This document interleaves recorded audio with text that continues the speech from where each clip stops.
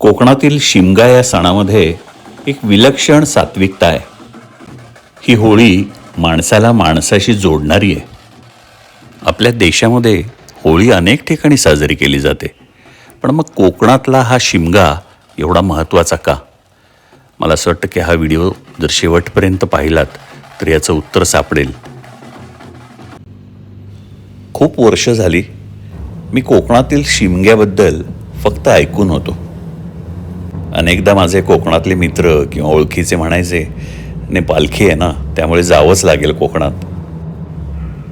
त्यामुळे हा पालखी प्रकार काय आहे हे नेमकं समजून घेण्यासाठी मी परत एकदा कोकणामध्ये आलोय. इतर ठिकाणी दिवाळीला जितकं महत्त्व आहे तितकं कोकणात गणपती आणि शिमग्याला महत्त्व आहे. आज पुन्हा एकदा मी रत्नागिरी आणि गणपतीपुळ्याच्या मध्ये असलेलं हे कोतवडे गावातलं विश्वास होमस्टेमध्ये आलो आहे. आज मला इथे ह्या होमस्टेचा मालक म्हणजे गौरव जोशी भेटणार होता, त्यामुळे एक वेगळीच उत्सुकता होती. गौरवसोबत खूप विषयांवर गप्पा मारल्या आणि मजा आली. मस्त माणूस आहे. आणि विश्वास होमस्टे जिथे मी खरं तर एक 8-10 दिवसापूर्वी राहिलो होतो, पण मला कोतवड्यामधला जो शिमगा असतो तो सगळा शूट करायचा होता. म्हणून मी गौरवला फोन केला आणि गौरव म्हणाला, ये मी तुला दाखवतो. हा आहे गौरव जोशी आणि ह्याचं हे सगळं होमस्टे हा जो आहे हा ह्याने एक 3 वर्षांपूर्वी इथे बांधलं आहे. आणि गौरव स्वतः असतो पुण्यामध्ये, पण तो येऊन जाऊन असतो. तर गौरव, कसं सुचलं तुला हे? काय स्टार्ट होती याची स्टार्ट म्हणजे मी US ला असताना हापूस पिक्चर पाहिला. अच्छा, भावे आणि साटम ह्यांचा त्याच्यात लीड रोल होता. ओके. मला तो त्यांचा स्लँग आवडला. हां. अरे शिंच्या, ते झोपाळ्यावर बसून ते बोलणं. आणि तेव्हापासून मग मी म्हटलं आपल्यालाही गाव हवं. गाव म्हणजे होतं, पण म्हणजे माझा जन्म झाल्यानंतर तसं काही गाव नव्हतं. पण मग गाव हवं म्हणून शॉर्टलिस्ट कसं करायचं. बरोबर. मग नॉर्मली आज कसं आहे, लोक जातात आपल्या बायकोच्या माहेरी किंवा बायकोच्या माहेरच्या जवळ घरं घेतात. बरोबर. मी आमच्या सासूबाईंच्या माहेरी आलो. अरे वा. तो कोतवडे गावात त्यांचं इथे माझ्या बायकोचं आजोळ इथे आहे. ही जागा शॉर्टलिस्ट केली आणि मग ही जागा पाहताच का कोणाच ठाऊक मला त्या वाईफ झाल्या की इथेच काहीतरी आपण हीच जागा घ्यायची. थोडी आउट ऑफ बजेट होती, पण शेवटी केली हिम्मत केल्यावर पहिल्या 6 महिन्यात जाणवलं की लोकांना आवडतंय. मग त्याच्यानंतर आम्ही 6 महिन्यातच ठरवलं की चला वाढवूयात, जेणेकरून अजून जास्त गेस्ट येतील, त्यांना इथला आनंद मिळेल, गाव पॉप्युलर होईल, गावात एक रोजगार येईल. कारण की कोकणाला रोजगार मिळेल, कोकणाला रोजगार मिळेल. आणि कसं आहे, तेव्हाच हे पीकवर होतं वोकल फॉर लोकल. किंवा मोदीजींनी हे सांगितलं होतं की प्रत्येकाने आपल्या देशातच पर्यटन जास्त वाढवा. बरोबर. कुठेतरी आपला खारी किंवा खारीपेक्षाही छोटा जरी वाटा असेल तो जरी केला तरी त्याच्याने त्या गावाला फायदा होईल. एक लोकल इकॉनॉमी इन्स्टिगेट होईल. करेक्ट. कडे आज पीक सीझन मध्ये 10 लोकांचा स्टाफ आहे. जवळपास एक 8 लेडीज असतात आणि 2-3 जेंट्स. पण गौरव, हे विश्वास होमस्टे हे नाव का ठेवलंयस? विश्वास हे माझ्या बाबांचं नाव. अच्छा. म्हणजे माझं पूर्ण नाव गौरव विश्वास जोशी. आणि I lost him when I was in US. आणि बाबा मला भयंकर क्लोज होते, त्यामुळे तो जो शॉक आहे त्या शॉकला कुठेतरी मला एक चालना करून द्यायची होती की मी काहीतरी त्यांच्या मेमरीमध्ये बनवलं आहे. आणि ह्याच्या रूपात मला ॲक्च्युली त्यांचा आशीर्वाद लाभला आहे. क्या बात. तर ह्या सगळ्या गोष्टीमध्ये माझे एक इमोशनल त्याला तो अँगल आहे. बाबांचं नाव, त्यांना कोकण फार आवडायचं. अच्छा. ते फार आवडायचं, ती लाल माती कोकणातली, ती कौलारू घरं. आम्हाला असं गाव नव्हतं, स्वतःच असं गावातलं घर नव्हतं. आज असते तर त्यांना म्हणजे खूप आनंद झाला असता. खूप खुश झालेस. दुसऱ्या दिवशी पहाटे मी लवकर उठलो. गौरवनी मला सांगितलं होतं, जर तुम्हाला पक्ष्यांमध्ये इंटरेस्ट असेल तर पहाटे लवकर उठा, टेरेसवर या, शेकडो प्रकारचे पक्षी आणि त्यांचा आवाज तुम्हाला बघता येईल, अनुभवता येईल. गेल्या वेळच्या खेपेला मला हॉर्नबिल दिसला होता. मला खरं तर इंटरेस्ट होता तो म्हणजे कोथवड्यामधला शिमगा बघण्यामध्ये, आणि मी खेडेकर काकांना तसं सांगितलं होतं. खेडेकर सरांच्या अंगणामध्ये सुद्धा ही पालखी येणार होती, त्यामुळे ते मला तसं सांगणार होते आणि मी ते बघायला जाणार होतो. पालखीचा ढोल आणि ताशा इथपर्यंत ऐकायला येत होता. आमच्या घराच्या दिशेने पालखी निघाली आहे असा मेसेज येताच मी घरातनं निघालो.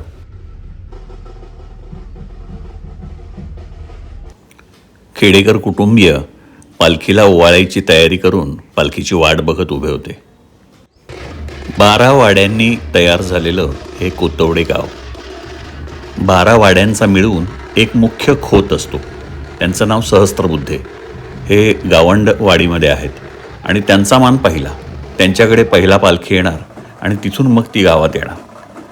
आता हे खेडेकरांचा मान तिसरा, आणि हे मान ठरलेले आहेत.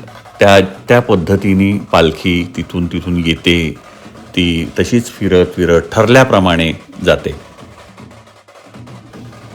पालखी उचलणाऱ्यांच्या पायावर पाणी घातलं जातं. पालखीचे पाय हे पाण्याने धुतले जातात. ह्या वेगवेगळ्या परंपरा, चालीरीती बघून एक वेगळीच गंमत येत होती. ढोल आणि ताशामुळे इथलं वातावरण असं अंगावर येत होतं. अंगावर शहारे येत होते.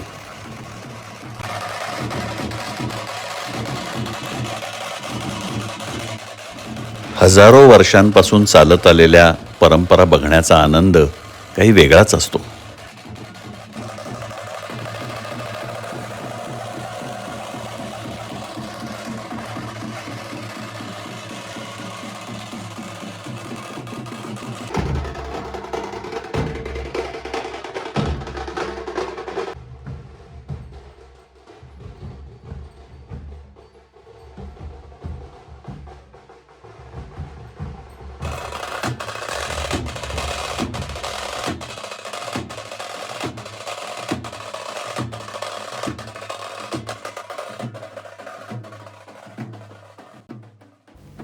खेडेकर सरांच्या अंगणातनं आता ही पालखी निघाली.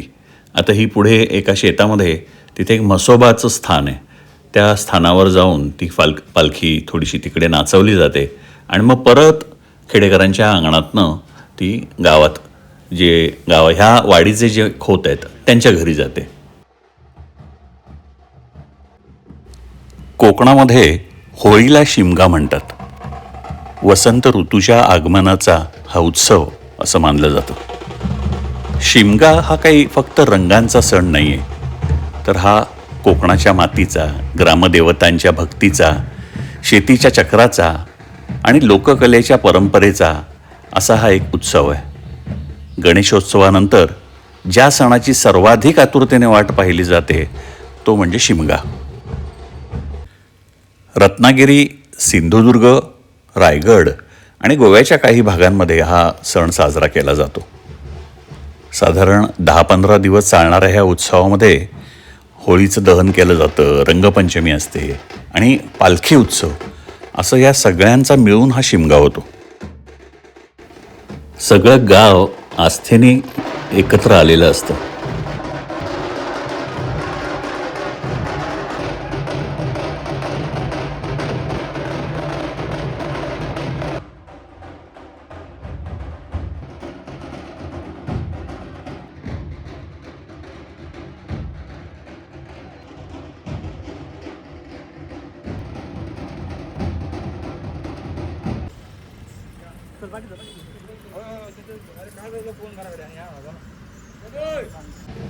पण शिमगा उत्सवाचं हृदय म्हणाल तर ही पालखी.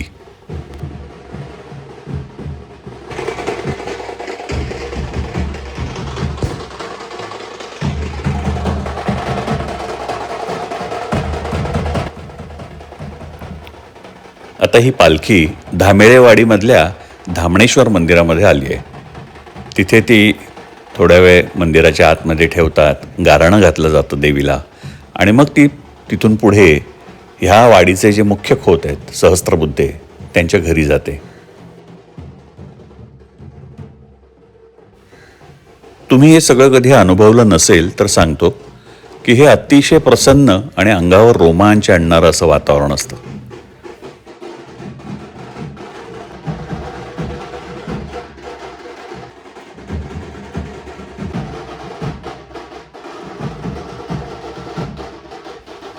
गावातील सगळ्या समाजाने मिळून एकत्र येऊन जीर्णोद्धार केलेलं हे शंकराचं मंदिर अतिशय प्रसन्न आणि सुंदर असं आहे.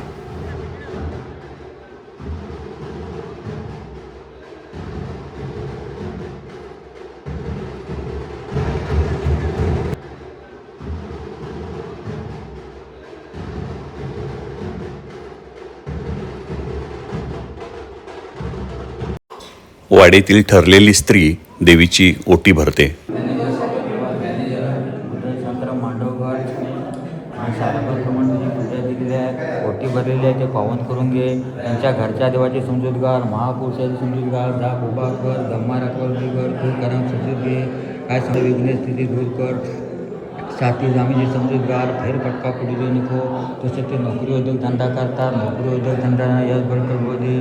तसंच तेव्हा त्यांचं कार्य अजून काय त्यांच्या मनात इच्छा आहे, त्यांचं अजून काय लग्न जमत नाही, ते कशापासून जमत नाही, थोडा ठाऊक असेल, ग्रहांची समजूतगार, पुढल्या वर्षीच्या त्यांचं कार्य पार पडू दे, म्हणजे जोड्याने तुला नवद देतील. हा त्यांचा हे गाणं चालू असताना परमेश्वराशी कनेक्ट झाल्याची भावना तयार होते.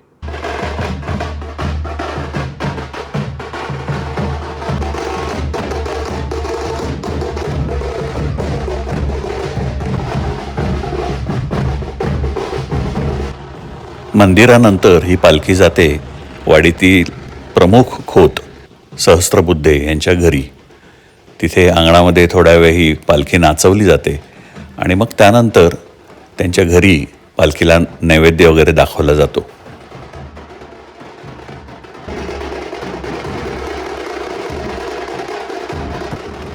पालखीचा आजचा दिवस होता धामेळेवाडीचा.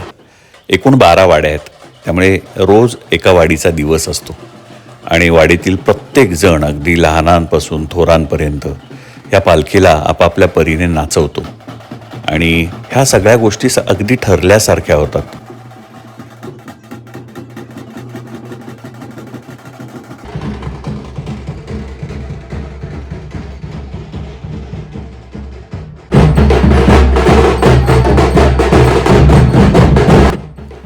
पालखी नाचवण्याचा आग्रह मला पण झाला आणि तो आग्रह मी नाकारला नाही.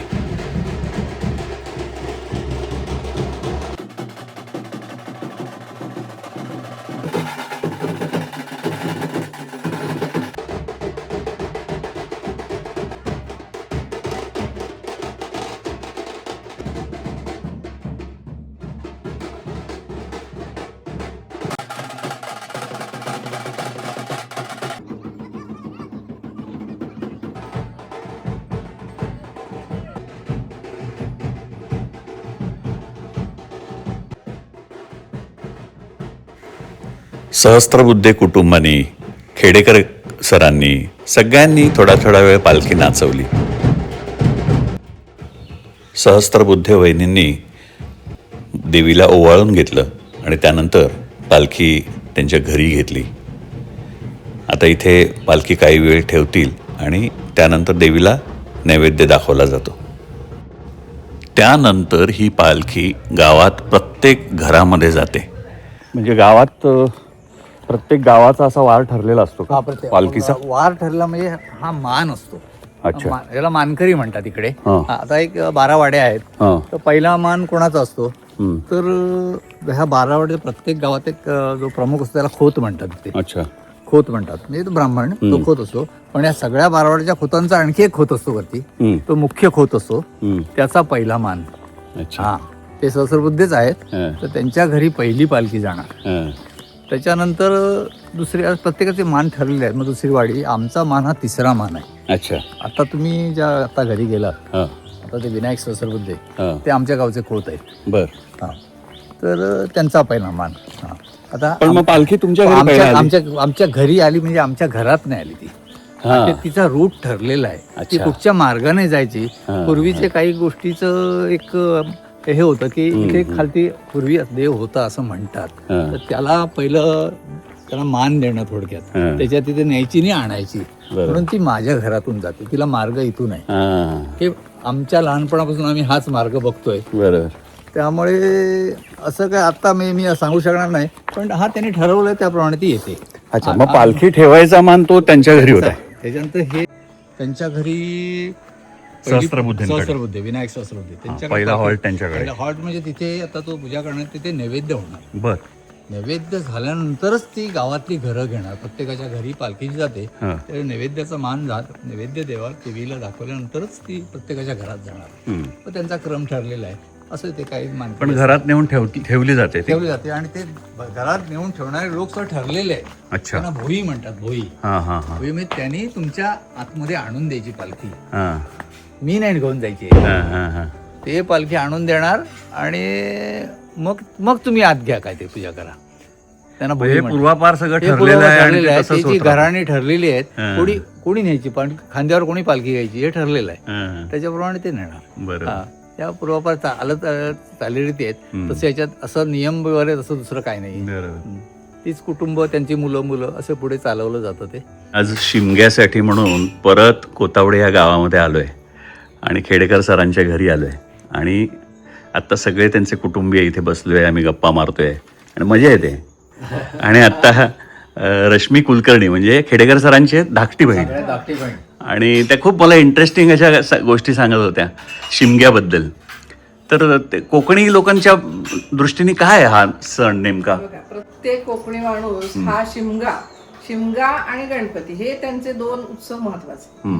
ते शिमग्याला काही झालं तरी ते येणारच, कारण ह्या शिमग्यात देवी आपल्या घरी येत असते. त्यामुळे त्यांना असं वाटतं आपल्या घरी देव येणार आहे. वर्षभरात कसं असतं, आपण देवळात जातो, होळीच्या नंतर जी पालखी निघते इथे, ते सगळे देव देवी सगळे आपल्या घरी येतात. म्हणून आपण देवी आपल्या घर बंद नाही पाहिजे. वर्षातनं एक अशी वेळ आहे. 364 दिवस काही झालं तरी आपण ते जातो. कोकणी माणूस हा येणारच शिमग्यात. म्हणजे येणार. असं आहे. अच्छा.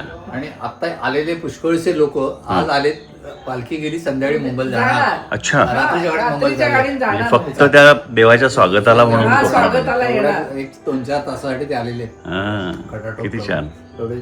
आणि ते 60 डेज बुकिंग वगैरे ते ऍडव्हान्स मध्ये बुकिंग करून येणार ते. येस. Yes. त्यांचं म्हणजे फारच मजा आली बघायला सगळं. खूप छान. आणि ते मस्त ते वाजवतात, त्या अंगात एकदम संचार करतो. संचार हो. कसलं अंगावर काटा येत होता. एनर्जी मिळते आपल्याला. असं भरून आल्यासारखं झालं होतं ते सगळं. बरोबर. मजा आली झाला. पण मग साधारण कोकणात सगळ्या गावांमध्ये अशाच प्रकारचं असतं का? हा, प्रत्येकाचे थोडे देव वेगवेगळे असतात. वेगवेगळे. थोडेफार पालखी बदल. आणि प्रथा हीच आहे. अच्छा. हीच प्रथा आहे. पालखी आणणार पालखी आणणार. आणि मग ती ठरलेल्या घरांमध्ये जाणार, जाणार. त्याच वाटेने जाणार, हा. तीच ठरलेली लोक, सगळे तेच मान. तेच मान. हा. त्याप्रमाणे ठेवलं सगळं. मस्त मस्त. कोकणची संस्कृती परंपरा आपण म्हणतो म्हणजे नेमकं काय आहे हो? तो काही फक्त एक सण किंवा उत्सव नाही आहे. मला असं वाटतं की ती एक जगण्याची पद्धत आहे. निसर्गाशी समरस होऊन जगणं, ग्रामदेवतेवरची श्रद्धा, शेजाऱ्याशी असलेलं नातं, हे सगळं माणसाला माणूस म्हणून घडवत असतं. शहरात गेलेल्या चाकरमान्याला शिमग्याला गावाची ओढ का लागते? ती त्याच्या अस्तित्वाची ओळख असते.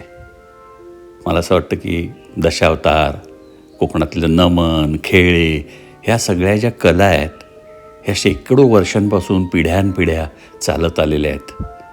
ह्या मुखातून त्या मुखात, ह्या शरीरातून त्या शरीरात उतरत आलेल्या आहेत अक्षरशः.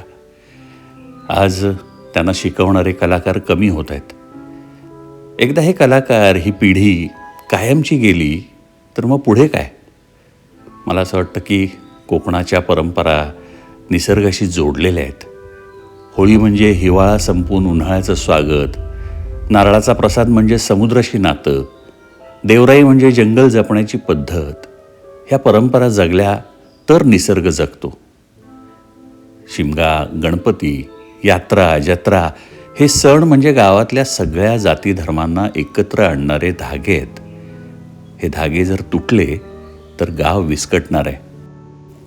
आणि म्हणून कोकणची संस्कृती जपणं हे आपल्या आईला, आपल्या मातीला जपण्यासारखं आहे.